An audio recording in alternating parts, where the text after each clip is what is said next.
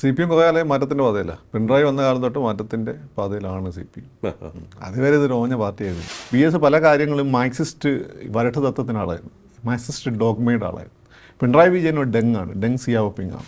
Ezhava vote എല്ലാ കാലഘട്ടത്തിലും പാർട്ടീൻ്റെ കൂടെ അങ്ങനെ നിൽക്കുമെന്ന് അദ്ദേഹത്തിന് ഒരു വിശ്വാസം ഉണ്ടായിരുന്നില്ല. കാരണം BJP വളരുന്നുണ്ട്. BJPയെ സംബന്ധിച്ച് നമ്മൾ പുറത്ത് നോക്കുമ്പോൾ സവർണ്ണ പാർട്ടിയാണെന്ന് തോന്നുമെങ്കിലും അവർ ബേസിക്കലി RSS ജാതിക്കെതിരാണ്. യാത്രയുടെ കാര്യത്തിൽ ഒരു പക്ഷേ കുറച്ചുകൂടി ഇമ്പാക്റ്റ് ഉണ്ടാകാൻ സാധ്യത രാജീവിൻ്റെ യാത്രയാണ്. പിണറായിയുടെ നവകേരള യാത്ര ഇപ്പം നടത്തിയല്ല, മുമ്പ് നടത്തി BS ആയിട്ട് പ്രശ്നമുള്ള സമയത്ത് രക്ഷാപ്രവർത്തനം നടത്തിയതല്ല, അല്ല അതിന് മുൻപ് അതൊരു ഇമ്പാക്റ്റ് ഉണ്ടാക്കിയത്. കാരണം അങ്ങനെയാണ് അദ്ദേഹം പല മേഖലകളിലും BSനെ മാറ്റിയിട്ട് പാർട്ടി കൺസോളിഡേറ്റ് ചെയ്തത്. ഇപ്പോൾ കേരള രാഷ്ട്രീയത്തിൽ നിങ്ങൾ 3 ഫേസ് കാണാൻ പറ്റും.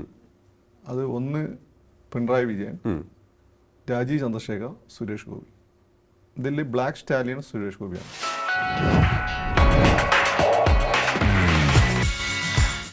നമസ്കാരം, ടോക്കിംഗ് പോയിന്റിലേക്ക് സ്വാഗതം. കേരള രാഷ്ട്രീയം വലിയ മാറ്റത്തിൻ്റെ പാതയിലാണ്.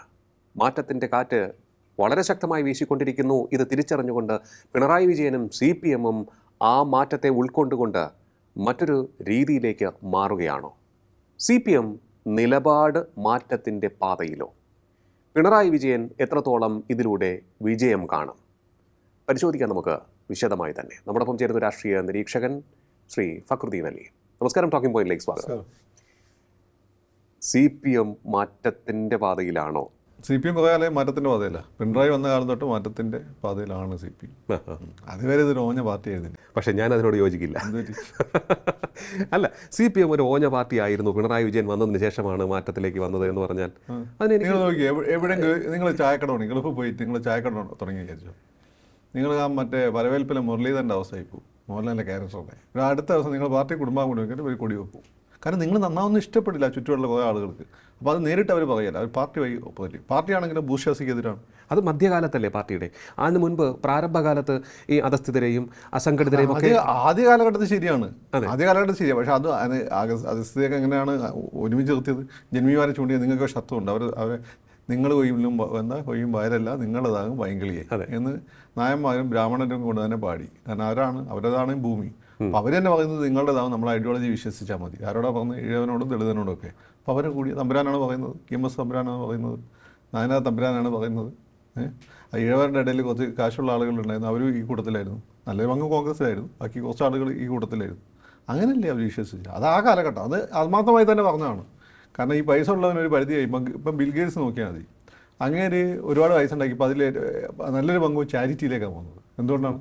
ഇപ്പോൾ മമ്മൂക്കയാണ്, ലാൽ സാറാണെങ്കിൽ ഒരുപാട് പൈസ ഉണ്ടല്ലേ, അവർ നല്ല പങ്കിൽ അവർക്കത് പുറത്ത് നാട്ടുകാരെ പറയാൻ താല്പര്യമില്ലാത്തതുകൊണ്ടാണ് ചാരിറ്റിയിലേക്ക് വന്നു. സുരേഷ് ഗോപി ഓപ്പണായി ചെയ്യുന്നു.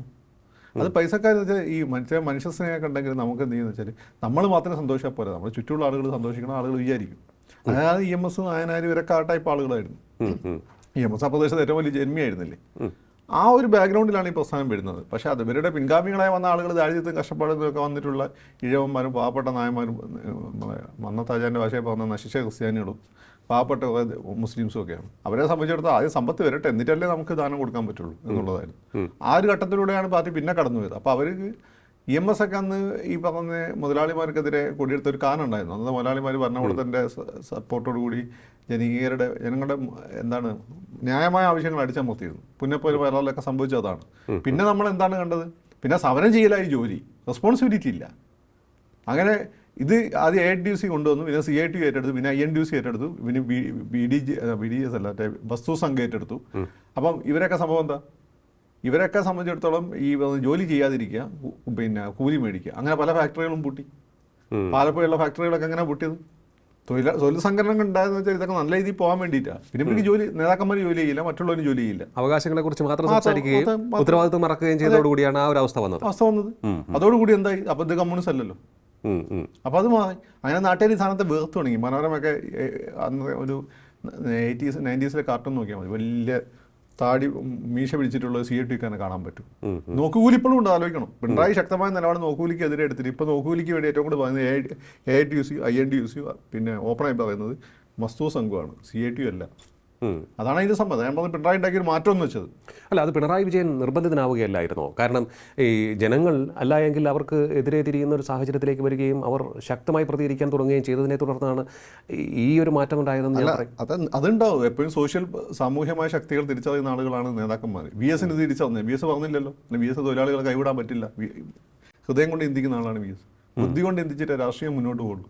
രാഷ്ട്രീയത്തിലൊക്കെ നിങ്ങൾ ഈ പ്രണയത്തിൽ മാത്രമേ നിങ്ങൾ ഹൃദയം കൊണ്ട് ചിന്തിക്കാൻ പറ്റുള്ളൂ. ജീവിതത്തിൽ രാഷ്ട്രീയത്തിൽ നിങ്ങൾ ബുദ്ധി കൊണ്ട് വേണം ചിന്തിക്കാൻ. പക്ഷേ ഇപ്പോൾ ആൾക്കാർ ചിന്തിക്കുന്നത് ഇപ്പോൾ വി എസ് ഉണ്ടായിരുന്നെങ്കിൽ എന്ന് ചിന്തിക്കുന്നുണ്ട്. ഇപ്പോൾ അത് നമ്മൾ വിചാരിക്കുന്നുണ്ട്. അപ്പോൾ നമ്മൾ പലപ്പോഴും ഓൾട്ടർനേറ്റീവ് ഒക്കെ വിചാരിക്കില്ല. അപ്പോൾ വി എസ് ഉണ്ടായിരുന്നെങ്കിൽ. പക്ഷേ വി എസ് ഉണ്ടായിരുന്ന വേറൊരു പ്രശ്നം, ചില കാര്യങ്ങളിൽ വി എസ് നിലപാടെടുക്കുകയായിരുന്നു. പക്ഷേ പ്രശ്നം എന്ന് വെച്ചാൽ വി എസ് പല കാര്യങ്ങളും മാർക്സിസ്റ്റ് വരട്ട് തത്വത്തിനാളായിരുന്നു, മാർക്സിസ്റ്റ് ഡോഗ്മയുടെ ആളായിരുന്നു. പിണറായി വിജയൻ ഒരു ഡെങ് സിയാവപ്പിംഗ് ആണ്, മാറ്റങ്ങൾ ഉൾക്കൊള്ളാൻ തയ്യാറാണ്. അതുകൊണ്ടാണ് കേരളത്തിൽ പാർട്ടി നിന്നത്. അല്ലെങ്കിൽ ബംഗാൾ പോലെ നാട്ടുകാർ ഓടിച്ചിട്ട് തന്നെയായിരുന്നു.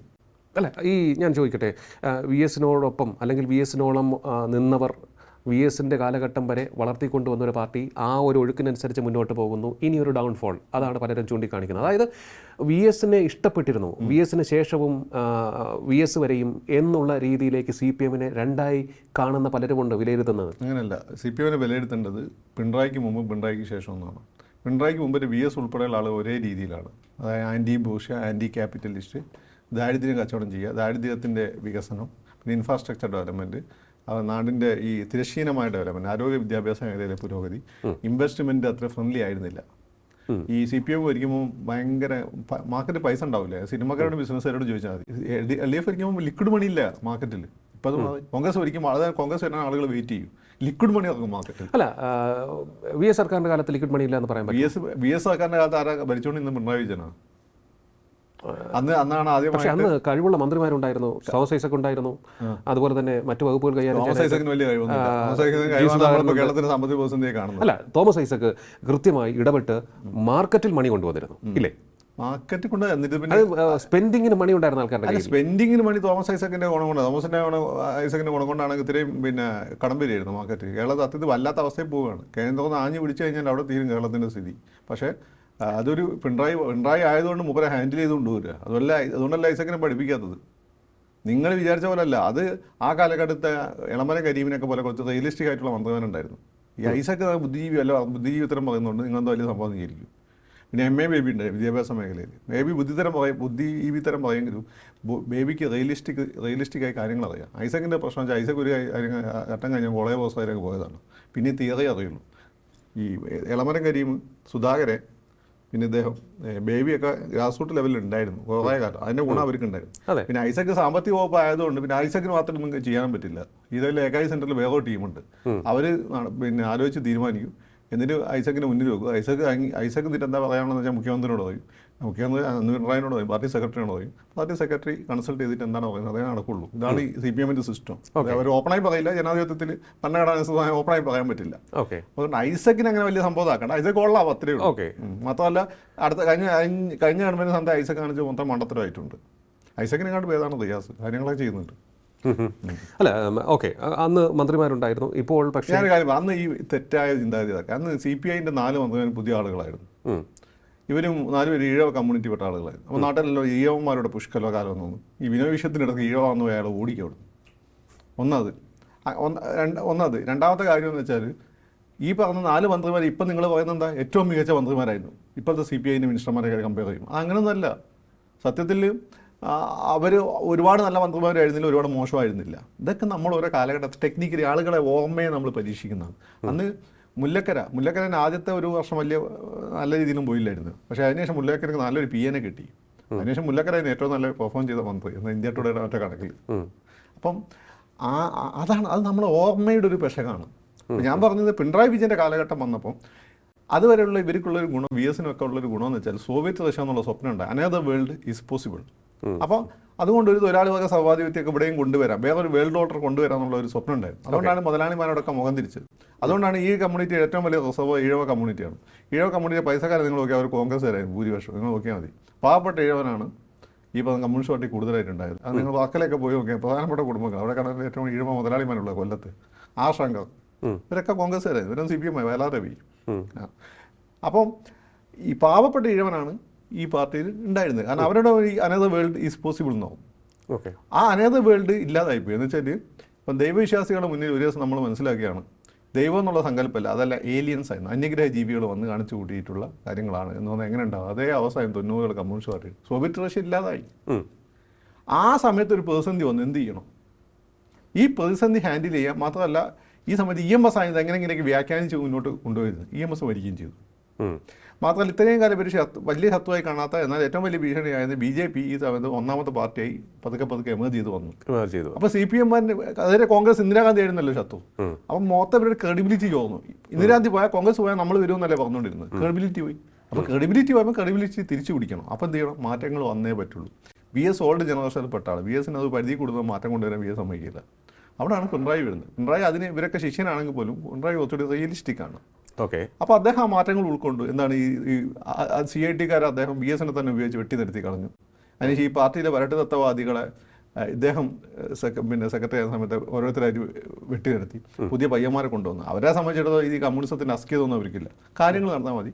പാവങ്ങൾക്ക് പെൻഷൻ കിട്ടണം, നല്ല റോഡുകൾ ഉണ്ടാക്കണം, സൗകര്യങ്ങൾ വേണം, മലയാളിക്ക് ഈ ലോകത്ത് എവിടെയും പോയിട്ട് പിടിച്ചു നിൽക്കാൻ പറ്റണം. ഇതാണ് ഈ പുതിയ പയ്യന്മാരുടെ ഒരു സാമൂഹ്യമായ പ്രതിബദ്ധതയുണ്ട്. എന്നാൽ വരട്ട് തത്വമില്ല. അവരാണ് ഇപ്പം പിണറായി മിനിസ്ട്രിയിലുള്ളത്. MLA-മാരെ കൂടുതൽ ഇനി വരാൻ പോകുന്നവരാണ്. അപ്പോൾ അതുകൊണ്ട് എന്ത് ചെയ്തു? പുതിയ ജനറേഷന് പെട്ടെന്ന് ഈ പാർട്ടിയുമായി കണക്റ്റഡ് ആകാൻ പറ്റി. എന്താണ് ബംഗാൾ സംഭവിച്ചത്? അവിടെ നേതാക്കന്മാരൊന്നും ഉണ്ടാക്കിയിട്ടില്ല, നാട്ടുകാർക്കൊന്നും കിട്ടിയില്ല, അവിടെ സ്റ്റാഗ്നൻ്റ് ആയിപ്പോയി. ഓക്കെ. അതുകൊണ്ട് പാർട്ടി നാട്ടുകാർ ഓടിച്ചവിടുന്നു. ഓക്കെ. അപ്പോൾ ഇപ്പോൾ ഈ രീതിയിൽ പോയിക്കൊണ്ടിരിക്കുന്ന CPM-ന് പല കാര്യങ്ങളിലും ഒരു തിരിച്ചറിവുണ്ടായി, അവർ മാറ്റത്തിൻ്റെ പാതയിലേക്ക് പോകുന്നു എന്നുള്ളൊരു നിരീക്ഷണം വന്നിട്ടുണ്ട് ഇപ്പോൾ. അതായത് തങ്ങളുടെ അടിസ്ഥാന വോട്ട് ആയിട്ടുള്ള നേരത്തെ പറഞ്ഞിട്ടുള്ള ഈഴവ വോട്ട് വലിയ രീതിയിൽ BJP-യിലേക്ക് പോകുന്നു. അങ്ങനെ ഒരു വലിയ മാറ്റം കഴിഞ്ഞ കുറച്ച് നാളുകളായി വന്നുകൊണ്ടിരിക്കുകയാണ്. ഈ മാറ്റത്തിന് ഉത്തരവാദി ആര് എന്നുള്ള ചിന്ത അവിടെ നിൽക്കുന്നുണ്ട്, ചർച്ചകൾ നടക്കുന്നുണ്ട്. പക്ഷേ അതിനൊപ്പം അത് പിണറായി വിജയൻ തിരിച്ചറിഞ്ഞുകൊണ്ട് ഒരു തിരുത്തൽ നടപടിക്ക് തയ്യാറാവുകയാണ്. അങ്ങനെയല്ല, പിണറായിയുടെ മുന്നിൽ എങ്ങനെ പാർട്ടിയെ പരമാവധി ശക്തമാക്കാന്നുള്ളത്. ഈഴവ വോട്ട് എല്ലാ കാലഘട്ടത്തിലും പാർട്ടിയുടെ കൂടെ അങ്ങനെ നിൽക്കുമെന്ന് അദ്ദേഹത്തിന് ഒരു വിശ്വാസം ഉണ്ടായിരുന്നില്ല. കാരണം BJP വളരുന്നുണ്ട്. BJP-യെ സംബന്ധിച്ച് നമ്മൾ പുറത്ത് നോക്കുമ്പോൾ സവർണ്ണ പാർട്ടിയാണെന്ന് തോന്നുമെങ്കിലും അവർ ബേസിക്കലി RSS ജാതിക്കെതിരാണ്. അവരാണെങ്കിൽ ആ ക്രെഡിബിലിറ്റി കൂടുതലായി ഇങ്ങനെ ഉറപ്പിച്ചുകൊണ്ടിരിക്കുകയാണ്. അവർ മുസ്ലിമിനെ പിടിച്ച് രാഷ്ട്രപതിയാക്കുന്നു, ആദിവാസിനെ പിടിച്ച് രാഷ്ട്രപതിയാക്കുന്നു, പല പ്രധാനപ്പെട്ട പ്രശ്നം അവർ ദളിതരെ കൊണ്ടുവരുന്നു. അപ്പോൾ ഇങ്ങനെ അക്കോമഡേറ്റ് ചെയ്യണം. കേരളത്തിലാണെങ്കിൽ പ്രധാനപ്പെട്ട നേതാക്കന്മാർ പലരും ഈഴവ കമ്മ്യൂണിറ്റി, ഈ തീയ കമ്മ്യൂണിറ്റി, സുരേന്ദ്രനാണെങ്കിലും നമ്മുടെ മുരളീധരനാണെങ്കിലും ഒക്കെ തീയ കമ്മ്യൂണിറ്റിയിൽപ്പെട്ട ആളുകളാണ്. പ്രത്യേക ഫോക്കസ് കൊടുക്കുന്നു. വെള്ളാപ്പള്ളിയെ നന്നായി നല്ല രീതിയിൽ നേർച്ച ചെയ്യുന്നു. അപ്പോൾ ഒരു മന്ത്രിസ്ഥാനം കൂടി തുഷാറിന് കൊടുത്താൽ മതി. അതുകൊണ്ട് കൊടുക്കാതെ എനിക്ക് എപ്പോഴും മനസ്സിലാവുന്നില്ല. വെള്ളാപ്പള്ളി കൊടുക്കണമെന്ന് വെള്ളാപ്പള്ളിയാണ് പറയാൻ പറ്റില്ല. തുഷാറിന് കൊടുക്കാനായില്ല എന്നൊക്കെ മോദി വിചാരിച്ചു കളയും. അപ്പോൾ അങ്ങനെ പോവുകയാണ്. അപ്പം എന്ത് ചെയ്യണം? ന്യൂനപക്ഷങ്ങളുടെ ഇടയിൽ പാർട്ടി കൂടുതലായിട്ട് ഇറങ്ങണം. ഇതെല്ലാ പാർട്ടി സമ്മേളനത്തിൽ ഇവർ പറയുന്നതാണ്. എന്നാൽ മലപ്പുറം സമ്മേളനത്തിൽ പിണറായി അതോടുകൂടിയാണ് മിന്നൽ പിണറായി ആയത്. അക്കോർഡിംഗ് ടു മനോരമ ഒരു തീരുമാനം എടുത്തു. അതുവരെ അത് നമ്മളെപ്പോലുള്ള പ്രോഗ്രസീവ് മൈൻഡഡ് ആയിട്ടുള്ള മുസ്ലിങ്ങളുടെ ഇടയിൽ പാർട്ടി വളർത്തുക എന്നുള്ളതായിരുന്നു. പിന്നെ അത് മാറ്റിയിട്ട് എന്ത് കൺസർവേറ്റീവ് മുസ്ലിംസിനെയും ക്രിസ്ത്യാനികളെയും കൂടി പാർട്ടിയിലേക്ക് കൊണ്ടുവരണം. അതായത് പ്രത്യയശാസ്ത്രമായ വരട്ട് തത്വമൊക്കെ ഒഴിവാക്കണം. പള്ളിയിൽ പോകുന്നവനെ ആത്മായ കമ്മിറ്റിയിലുള്ളവനൊക്കെ കൊണ്ടുവരണമെന്ന് തീരുമാനിച്ചു. അവരെ ലീഡർഷിപ്പിലേക്ക് കൊണ്ടുവരണമെന്ന് തീരുമാനിച്ചു. അങ്ങനെ പിണറായി അങ്ങനെ വന്നതാണ് ഇപ്പോഴത്തെ റഹീം. അങ്ങനെ അതിൻ്റെ മുമ്പേ റിയാസൊക്കെ പാർട്ടിയിലുണ്ട്, നമ്മളൊക്കെ നേതാവായിരുന്നു. പക്ഷേ റിയാസിനൊക്കെ പെട്ടെന്ന് ലിഫ്റ്റ് കിട്ടുന്ന ആ തീരുമാനത്തിൻ്റെ പുറത്താന്ന് തോന്നുന്നു. ഷംസീർ വരുന്നു, അങ്ങനെ ആളുകൾ വരുന്നു. പക്ഷേ ഈ പറഞ്ഞ റഹീമോ റിയാസോ ഷംസീറോ ഒന്നും തന്നെ ഈ കൺസർവേറ്റീവ് മുസ്ലിംസ് അല്ല, അതാദ്യം മനസ്സിലാവും. അതിനിടയ്ക്ക് വന്ന ഒരാളാണ്, അല്ല അതിൻ്റെ മുമ്പേ വന്ന ഒരാളാണ് ആരിഫ്.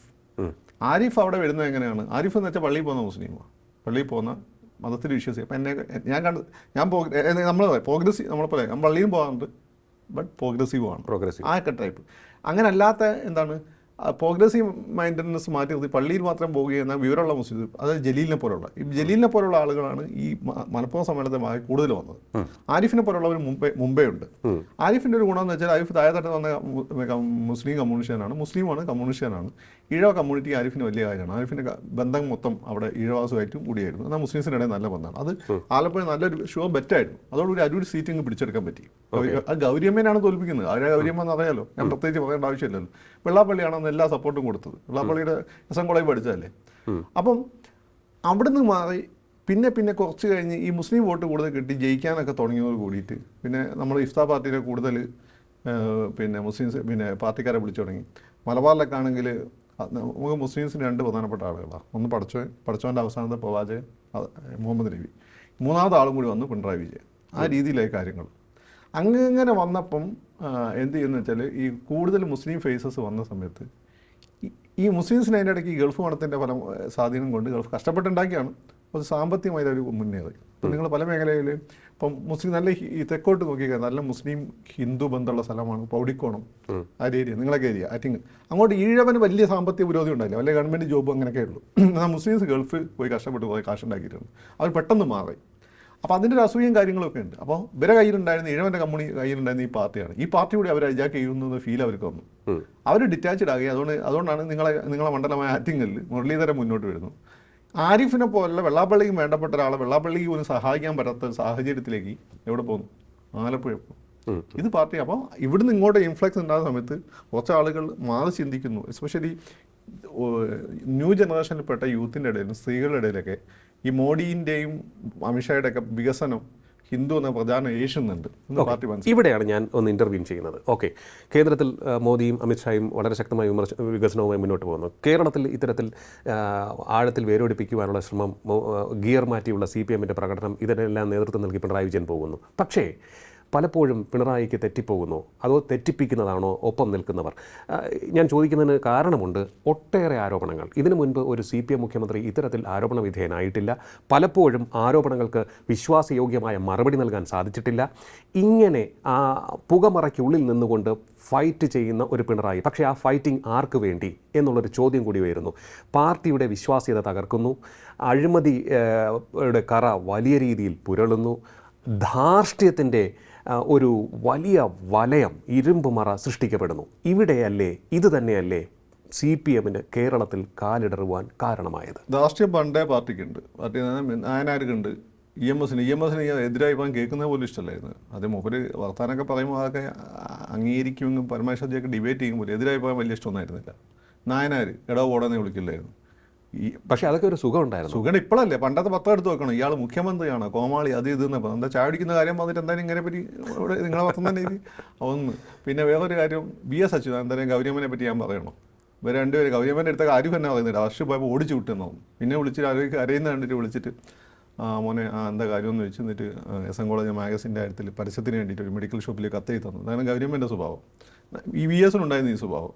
VS പല സമുദായ പ്രമാണിമാരെയും വിളിച്ച് വരുത്തിയിട്ട് മുഖ്യമന്ത്രി ഓഫീസിൽ മണിക്കൂറുകൾ എഴുതി അപമാനിപ്പിക്കുകയായിരുന്നു മുമ്പ് ഇഷ്ടമില്ലാത്ത ആളുകൾ. അപ്പോൾ ഇത് പുതിയ കാര്യമൊന്നുമല്ല. പിന്നെ VS-ൻ്റെ പ്രസംഗമൊക്കെ നമുക്കറിയാമല്ലോ. അപ്പോൾ ഇത് പുതിയ കാര്യമൊന്നുമല്ല.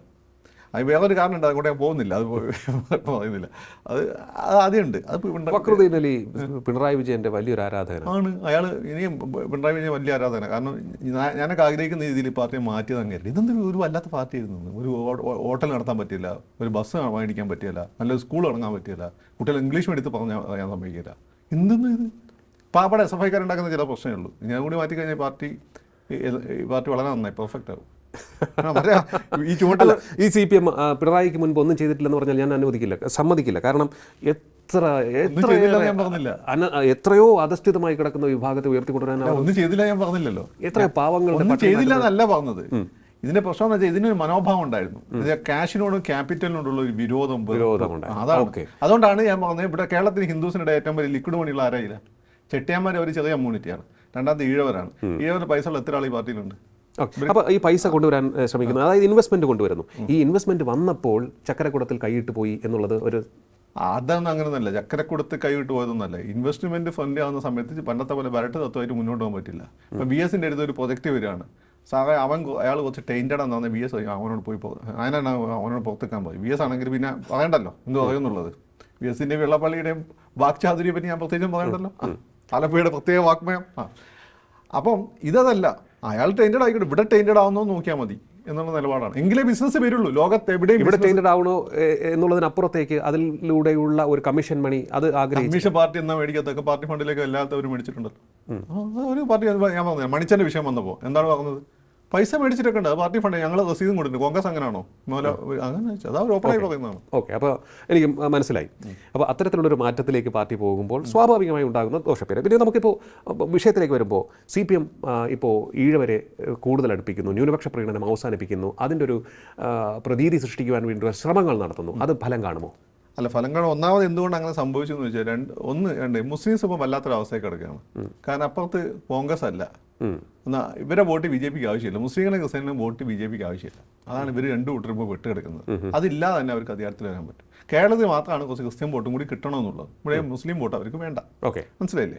അപ്പോൾ ഇവരുടെ ഇൻസിഗ്നിഫിക്കൻ്റ് ആയി പോകുന്നു ഇന്ത്യൻ രാഷ്ട്രീയത്തിൽ. ഇത്രയും കാലം ഈ ചെറിയ വോട്ട് ബാങ്ക് ഹിന്ദുക്കളെ സംഘടിതരല്ലാത്തതുകൊണ്ട് ഈ ജാതിയായിട്ട് അടിച്ച് കളിക്കുക എന്നുള്ളതാണല്ലോ ഹിന്ദുക്കളുടെ ഒരു പരിപാടി. അതെന്ന് അന്ന് ഈ സമുദായം നന്നാവുള്ളൂ. എല്ലാവരും ജാതിയാണ്, ജാതി അങ്ങോട്ട് തന്നെ. എനിക്ക് മനസ്സിലായത് എന്താണ് ഈ കുഴപ്പമെന്ന് മനസ്സിലാകുന്നില്ല. ബേസിക്കലി ഈ പറയുന്ന 3 പ്രധാനപ്പെട്ട ജാതികൾ ബ്രാഹ്മണ, ക്ഷത്രിയ, വൈശ്യ, ഇത് കേരളത്തിൽ 2% പോലും ഇല്ല. ബാക്കിയുള്ള ശൂദ്ര വിഭാഗത്തിൽപ്പെട്ട ആളുകളും അതിൻ്റെ ശൂദ്ര വിഭാഗത്തിൽ അധകൃതരായിട്ടുള്ള ആളുകളാണ് കേരളത്തിലെ ഭൂരിപക്ഷം. എന്തിനീ ജാതി പറഞ്ഞ് കളിക്കുന്നത് എനിക്കിപ്പോഴും മനസ്സിലാവുന്നില്ല. മന്നത്ത് ആചാര്യന് ആശങ്കറിന് വിവരമുള്ളതുകൊണ്ട് അവർ രണ്ടുപേരും ഒരുമിച്ച് കൊണ്ടുവരാൻ നോക്കി, പക്ഷെ അവരെ പറഞ്ഞു തെറ്റിച്ചു. വെള്ളാപ്പള്ളിക്കും അതുപോലെ തന്നെ സുമാനാഥ സാറിനും ഇവർ രണ്ടുപേരും സാഹചര്യം മനസ്സിലാക്കി ഒരുമിച്ച് കൊണ്ടുവരാൻ 2 തവണ ശ്രമിച്ചു. അവരെയും പറഞ്ഞു തെറ്റിച്ചു രാഷ്ട്രീയക്കാർ. ഞാൻ അന്വേഷിച്ചാ ആരാ പറഞ്ഞു തെറ്റിച്ചത്. അന്നത്തെ ഇവിടുത്തെ പ്രധാനപ്പെട്ട രാഷ്ട്രീയക്കാരാണ്. കാരണം അവരുടെ കളി നടക്കാതിരിക്കാൻ വേണ്ടിയിട്ട്. അത് മുതലാളിൻ്റെ അടുത്താണ് ഏറ്റവും കൂടുതൽ ദേഷ്യം. മുതലാളി കുറച്ചുകൂടി മറ്റേത് ആലോചിച്ച് ഉറപ്പിച്ചേക്കാൻ പത്രസമ്മേളനം നടത്തില്ല. മുതലാളിയാണ് മീഡിയ ആണ് ബന്ധം പറയും. അങ്ങനെ സ്വഭാവം അദ്ദേഹത്തിനുണ്ട്. അത് പലരും നന്നായി മിസ്യൂസ് ചെയ്തിട്ടുണ്ട്. അങ്ങനെയാണ് അത് ഇല്ലാതായത്.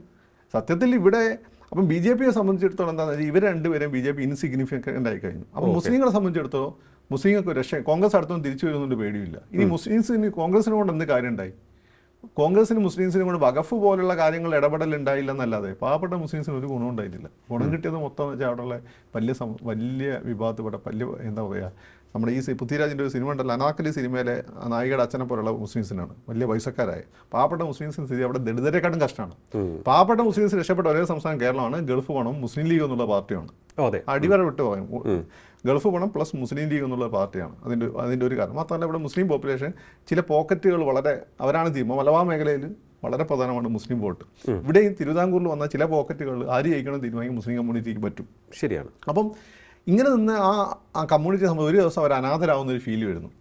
കോൺഗ്രസിന് അവരൊരു പക്ഷേ ഭരണഘടനാനുസൃതമായിട്ട് പരിരക്ഷിക്കാൻ പറ്റുള്ളൂ. പക്ഷേ ഒരു കലാപം ഉണ്ടായി കഴിഞ്ഞാൽ നേരിട്ട് ഫിസിക്കലി പറ്റില്ല. അത് പറ്റുന്ന ഒരേ പാർട്ടി CPM ആണ്.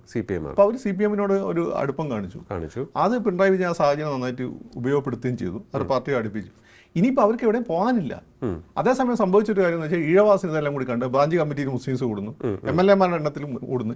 ഇത് അവർക്ക് കുറ്റം പറയേണ്ട ഒരു ആവശ്യമില്ല. കാരണം എന്തുകൊണ്ടാണ് നിങ്ങൾ BJP എന്താണ് ഒരൊറ്റ മുസ്ലിം MLA ഇല്ലാത്തത്, മുസ്ലിം മന്ത്രി ഇല്ലാത്തത്? കാരണം അവർക്ക് മുസ്ലിംസ് വോട്ട് ചെയ്യില്ല. ഒരു മുസ്ലിംസിനെ അവർ സ്ഥാനാർത്ഥി കഴിഞ്ഞാൽ പിന്നെ ഹിന്ദുവിന് കിട്ടുന്ന വോട്ട് പോലും കിട്ടിയില്ല. എന്തുകൊണ്ടാണ് LDF വരുന്ന സമയത്ത് 2 മുസ്ലിംസ് മറ്റേ പരമാവധി ക്യാബിനറ്റിൽ ഉണ്ടാവുള്ളൂ, അല്ല ഒരു മുസ്ലിമേ ഉണ്ടാവുള്ളൂ. UDF വരുന്ന സമയത്ത് 4-5 മുസ്ലിംസ് ഉണ്ടാവും, ഇൻക്ലൂഡിങ് ലീവ്. അതെന്തുകൊണ്ടാണ്? ഏറ്റവും കൂടുതൽ മുസ്ലിം വോട്ട് അവിടെ അവർക്കാണ് കിട്ടുന്നത്. ക്രിസ്ത്യനുകൾ ഒരു 5-6 പേര് ക്യാബിനറ്റിൽ ഉണ്ടാവും UDF-ന്റെ സമയത്ത്. എന്തുകൊണ്ടാണ്? ക്രിസ്ത്യൻ വോട്ട് ഏറ്റവും കൂടുതൽ അവർക്കായിരുന്നു കിട്ടിക്കൊണ്ടിരുന്നത്. എന്നാൽ CPM വരുമ്പോൾ ക്രിസ്ത്യാനികൾ 2 പേരെ ഉണ്ടല്ലോ, ബാക്കി ഈഴവ നായരായിരിക്കും. അത് തന്നെ ഈ ഒരു ഈഴവ മേൽക്കൈ പൊതുവെ ഈ വർഷമല്ല പൊതുവെ ഉണ്ടാവുകയും ചെയ്യും. അതെന്തുകൊണ്ടാണ്? ഈ പറയുന്ന ഹിന്ദു വോട്ടാണ് CPM-ന് കൂടുതൽ കിട്ടുന്നത്. ഇപ്പം അത് മാറി മുസ്ലിം വോട്ട് കൂടി കിട്ടി. അപ്പം കൂടുതൽ മുസ്ലിംസ് ക്രിസ്ത്യൻ വോട്ട് കൂടി കിട്ടുന്നു, കൂടുതലായിട്ട് പുതുതായിട്ട് വരുന്നു. അപ്പോൾ കൂടുതൽ മുസ്ലിം വീണ ജോർജിനെ പോലെ ആൾ വരുന്നു, മുസ്ലിംസ് കൂടുതലായിട്ട് ക്യാബിനറ്റിൽ വരുന്നു, കൂടുതൽ MLA-മാരുണ്ടാകുന്നു. പക്ഷേ ഇതിൻ്റെ ഒരു ഫിക്സഡ് ഡെപ്പോസിറ്റ് എന്ന് പറഞ്ഞാൽ ഈഴവരാണ്. അപ്പോൾ അവരെ സംബന്ധിച്ചിടത്തോളം BJP മക്കളെ വാന്ന് വിളിച്ചുകൊണ്ടിരിക്കുകയാണ്. അപ്പോൾ ഈ ആസ്പയറിംഗ് ആയിട്ട് നിങ്ങൾ ഈ തിരുവനന്തപുരത്ത് നിന്നാലും നിങ്ങൾ മനസ്സിലാവില്ല, തൃശ്ശൂർ കൊല്ലത്തൊക്കെ പോകണം. ഈ അവിടെ ഈഴവ കമ്മ്യൂണിറ്റി പ്രത്യേകം എങ്ങനെ ബിസിനസ് നടത്തുന്ന പയ്യന്മാരുടെ ചിന്ത.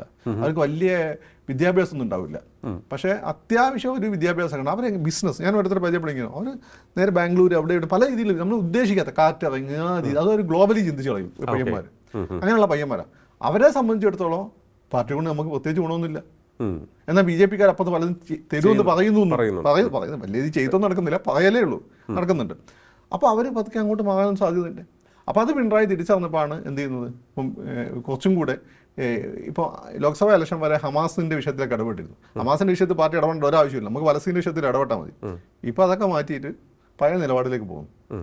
പഴയ പണ്ടത്തെ ആ ഒരു ഈഴവ സെൻ്റേഡ് നിലപാടിലേക്ക് പോകുന്നു. അത് നല്ല നിലപാട് മാറ്റാം. പക്ഷേ അതിൻ്റെ ഇടയ്ക്കൊരു പ്രശ്നമുണ്ട്. ഈ ആരിഫിനെ പോലുള്ള ആളുകളൊന്നും എന്താ ഇപ്പം പരിഗണിക്കാത്തത്? അതാണ് എനിക്ക് മനസ്സിലാത്തത്. ആരിഫ് ഇവിടെ നിങ്ങൾക്ക് ആരിഫ് പള്ളിയിൽ പോകുന്ന മുസ്ലിങ്ങൾ സ്വീകാര്യനായ മുസ്ലിമാണ്. ഓക്കെ.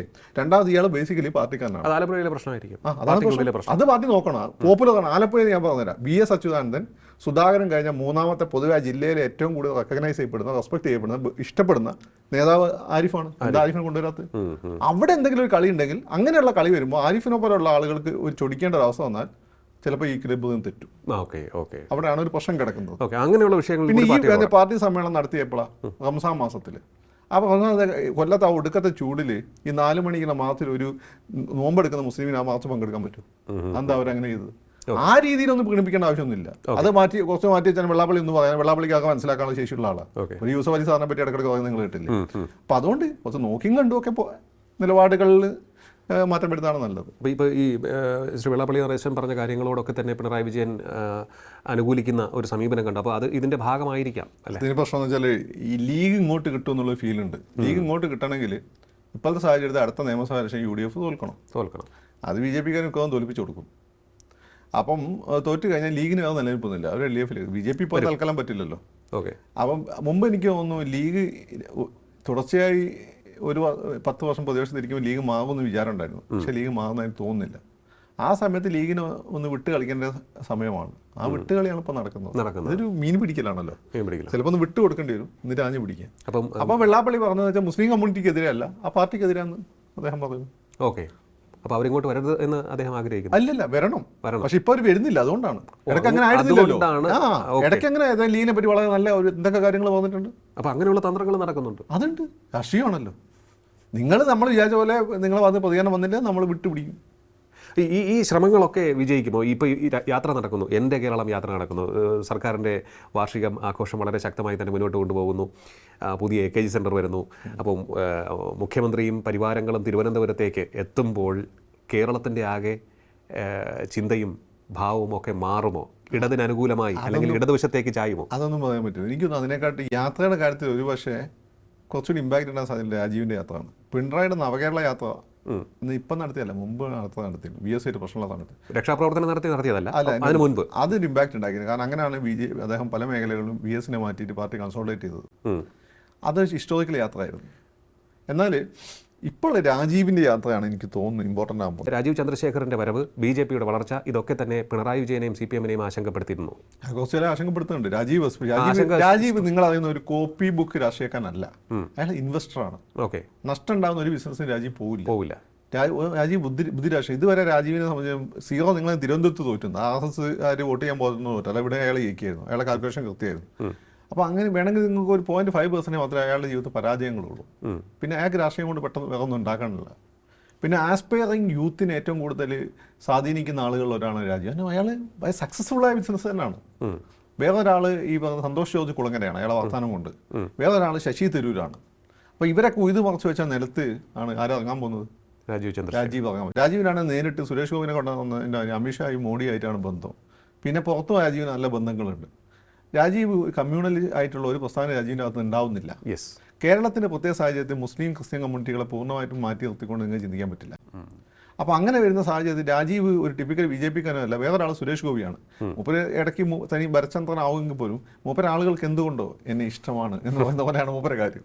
അപ്പോൾ ഒരു നല്ലൊരു എന്ന് വെച്ചാൽ BJP നാട്ടുകാരെ വെറുപ്പിക്കുന്ന ആളുകളൊക്കെ BJP മാറ്റി നിർത്തിയിട്ടുണ്ട്. രാജീവിനെ സംബന്ധിച്ച് രാജീവിന് ഇപ്പോഴത്തെ പ്രശ്നം വെച്ചാൽ താഴെത്തട്ടിൽ ബന്ധങ്ങളില്ല എന്നുള്ള.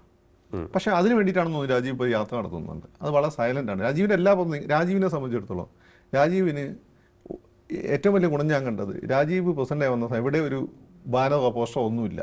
ധീര വീര ശൂര രാജീവിന് അഭിവാദ്യങ്ങൾ തോന്നുന്നു. ആകപ്പാടെ ഞാൻ കണ്ട് ഒന്ന് പേരൂർക്കടയിൽ ചെറിയൊരു പോസ്റ്റർ കണ്ടു, വേറെ ഒന്ന് ഒരു ഗ്രാമപ്രദേശത്തും കണ്ടു.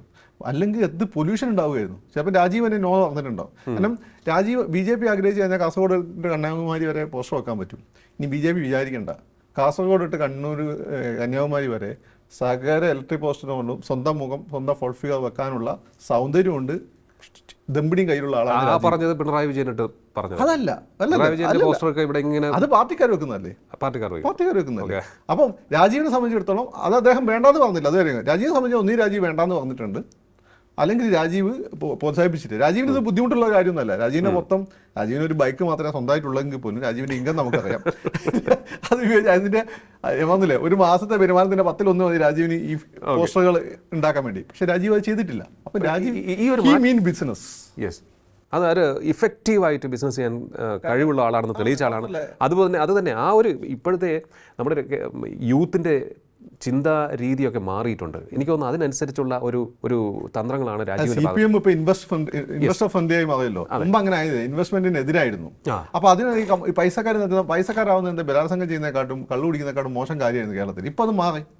ഇപ്പോൾ CPM എന്നതിനെ പ്രൊമോട്ട് ചെയ്യാൻ തുടങ്ങോട്ട് കൂടി അങ്ങനെയുള്ള ആളുകൾ വലിയ ഐക്കൺസായി മാറി. അങ്ങനെ ഐക്കണായി മാറിയ ഒരാളാണ് രാജീവ്. അപ്പോൾ എന്തായാലും പിണറായി വിജയനും രാജീവ് ചന്ദ്രശേഖരും തമ്മിലുള്ള ഒരു ഏറ്റുമുട്ടൽ, നേരിട്ടുള്ള ഏറ്റുമുട്ടലാണ് ഇപ്പോൾ കേരളത്തിൽ രാഷ്ട്രീയ ഏറ്റുമുട്ടലാണ് നമ്മൾ നടന്നത്. അതിന് മാന്യത ഉണ്ട് കേട്ടോ. രാജീവ് ഒന്നും പുറത്ത് പറയുക അങ്ങനെയൊന്നും ചെയ്യുന്നില്ല. വളരെ ലോ പ്രൊഫൈൽ കീപ്പ് ചെയ്യുന്നു. ഇപ്പം സുമാനാഥ് സാറിനെ പോയി കണ്ടു, വെള്ളാപ്പള്ളി സാറിനെ പോയി കണ്ടു. എന്തെങ്കിലും ഒരു വിവാദം ഉണ്ടായോ? അതാണ് രാജീവ്. അങ്ങനെ രാജീവ് പലരെയും കാണുന്നുണ്ടോ? രാജീവ് അടുത്ത ജനറേഷൻ പൊളിറ്റീഷ്യനാണ് കേരളത്തിൽ. യെസ്. അപ്പം സ്വാഭാവികമായിട്ട് അതിൻ്റെ ഇമ്പാക്റ്റ് CPM-ലുണ്ടാവും. യെസ്. എന്തായാലും അത് സംബന്ധിച്ചുള്ള കാര്യങ്ങൾ നമുക്ക് നെക്സ്റ്റ് എപ്പിസോഡിൽ നമുക്ക് ചർച്ച ചെയ്യാം വളരെ വിശദമായി തന്നെ. കാരണം കേരള രാഷ്ട്രീയം മാറിക്കൊണ്ടിരിക്കുകയാണ്. ആ മാറ്റത്തിനനുസരിച്ചുള്ള പ്ലേയേഴ്സാണ് ഇപ്പോൾ ഉള്ളത്. ആ പ്ലേയേഴ്സിനെ നേരിടാനായി പഴയ കാലത്ത് പടക്കുതിരയായി ഉയർന്നു വന്ന് ഇപ്പോഴും ശക്തനായി മുന്നോട്ട് പോകുന്ന കേരള രാഷ്ട്രീയത്തിലെ ഏറ്റവും കരുത്തനായ പിണറായി വിജയൻ അദ്ദേഹത്തിൻ്റെ നിലപാടുകൾ കേരള രാഷ്ട്രീയത്തിൽ 3 ഫേസ് കാണാൻ പറ്റും. അത് ഒന്ന് പിണറായി വിജയൻ, രാജീവ് ചന്ദ്രശേഖർ, സുരേഷ് ഗോപി. ഇതിൽ ബ്ലാക്ക് സ്റ്റാലിയൻ സുരേഷ് ഗോപിയാണ്. അത് ശരി.